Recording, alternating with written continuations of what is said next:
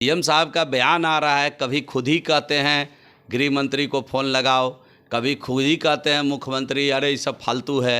कहीं ना कहीं भूलने की बीमारी हो गई है, तो कोई न कोई आदमी उनको गुप्त रूप से टॉर्चर कर रहा है।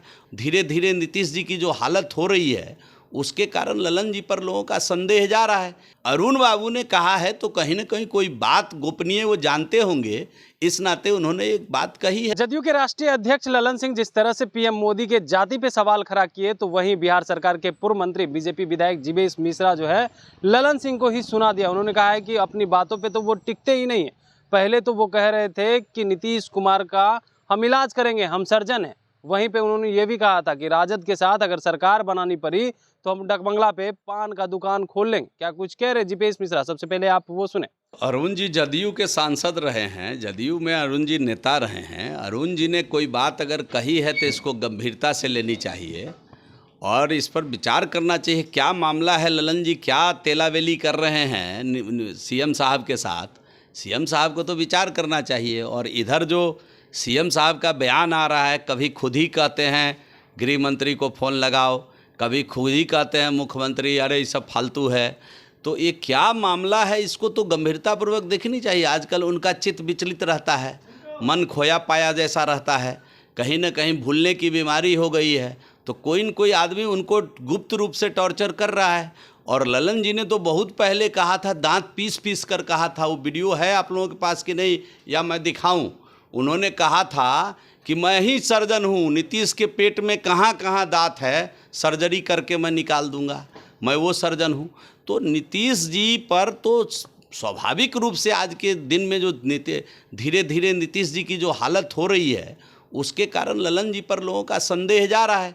लेकिन हम लोग क्यों संदेह करेंगे, हमारा कोई मतलब नहीं है संदेह करने का। अरुण बाबू उनके साथ लंबे समय तक रहे हैं। अरुण बाबू ने कहा है तो कहीं ना कहीं कोई बात गोपनीय वो जानते होंगे, इस नाते उन्होंने एक बात कही है तो इसकी जांच होनी चाहिए। मैंने कहा ना कि वो लंबे समय तक जदयू में रहे हैं, वो जदयू से सांसद भी रहे हैं। उन्होंने अगर कोई बात कही है तो ये चिंता का विषय है। क्या लग रहा है, नीतीश कुमार का मेमोरी लॉस हो रहा है? आपको नहीं लग रहा है क्या? आप जब सवाल करते हैं तो आपको नहीं लग रहा है क्या?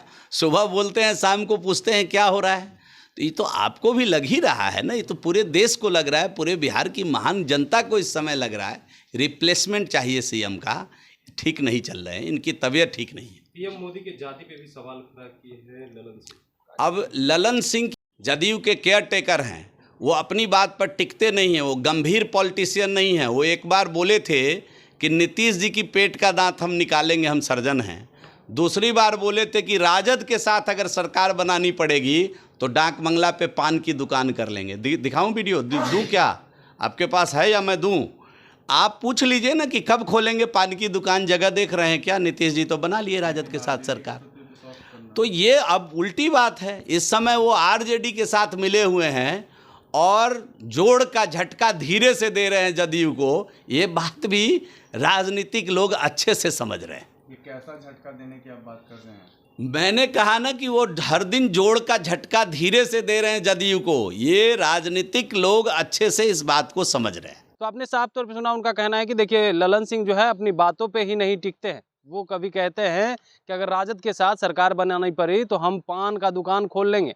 अब जो है जिस तरह से बातें कर रहे हैं कि वो देश के प्रधानमंत्री नरेंद्र मोदी को लेकर के, तो इस पे जो है हम क्या बोले। वहीं पे जो है जिस तरह से अरुण सिंह जो पूर्व सांसद हैं जहानाबाद के, उन्होंने कहा है कि सीएम नीतीश कुमार को ऐसी दवा दी जा रही है कि उनका मेमोरी लॉस हो जाए। इसको लेकर के उन्होंने साफ तौर पे सहमति भी जताई और कहा है कि सही हो सकता है, क्योंकि ललन सिंह जो है सर्जन की बात करते थे, कहते थे कि इलाज जो है हम कर सकते हैं उनका। तो अब कहीं ना कहीं बात सही हो सकती है, क्योंकि सीएम नीतीश कुमार जो सुबह बोलते हैं शाम में ही भूल जाते हैं। Kamlesh Kumar, live Bihar, Patna. Live Bihar YouTube पर सब्सक्राइब और फेसबुक पर लाइक जरूर करें।